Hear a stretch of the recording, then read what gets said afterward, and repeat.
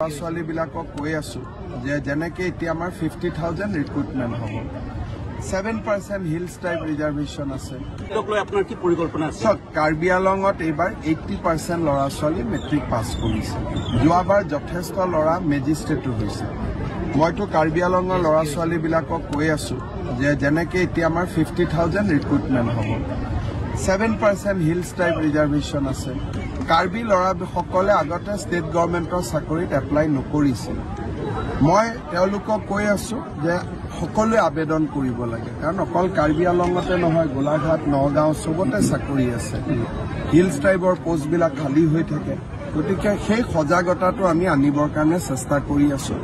আৰু বাকি কমিউনিটি অসমতো তেনেকুৱা কোনো কথা নাই সব কমিউনিটি এপ্লাই কৰিব পাৰে স্যাৰ ডিফু মেডিকেল কলেজখন এখন ৰেফাৰ মেডিকেল কলেজলৈ আঠাই গ'ল স্যাৰ এতিয়া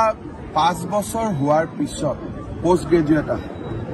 এই বছৰ আমি ডিফু মেডিকেলত পোষ্ট গ্ৰেজুৱেট এপ্লাই কৰিছো এখন মেডিকেল কলেজ কমপ্লিট ডাঙৰ হওঁতে 10 বছৰ লাগে কাৰণ প্ৰথম 5 ইয়াৰ্ছ MBBS তাৰ পিছৰ বছৰ MCI পোষ্ট গ্ৰেজুৱেট খুলিব দিয়ে যিবিলাক ব্ৰাঞ্চ আছে সেই ব্ৰাঞ্চৰ পৰা ডক্টৰ পাছ কৰোঁতে 3 বছৰ গতিকে যেনেকে সন্তান গৰ্ভত 10 মাহ 10 দিন থাকে তেনেকে এখন মেডিকেল কলেজ ডেভেলপ হওঁতে 8 to 9 ইয়াৰ্ছ লাগে গতিকে সেইটো এটা তাৰ চাইকেল সেইটোক আমি সৰু কৰিব নোৱাৰো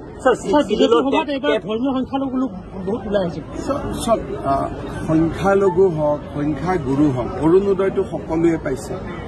চাকৰি মেৰিট বেচিছত সকলোৱে পাইছে গতিকে মই ভাবো যে সকলো শ্ৰেণীৰ মানুহে বিজেপিৰ প্ৰতি আকৃষ্ট হৈছে আৰু ভাল চৰকাৰ দেশত শান্তি আছে কোনো কনফ্লিক্ট নাই কাজিয়া পেচাল নাই গতিকে মানুহ ডেফিনেটলি বিজেপিৰ ফালে আহিছে বা আহি থাকিব স্যাৰ 6 শিডিউলৰ টেট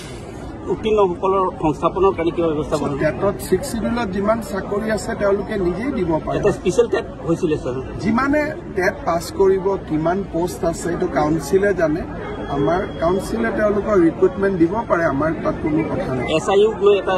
SIটো একো নাথাকে যদি যিমান পোষ্ট সিমান যদি চাকৰি হয় SIত প্ৰব্লেম নাই কিন্তু যোৱাবাৰ কাৰ্বি আংলঙত প্ৰব্লেম আছিল কি যে টেট পাছ নকৰা কিছুমান ল'ৰা ছোৱালীকো চাকৰি দি দিছে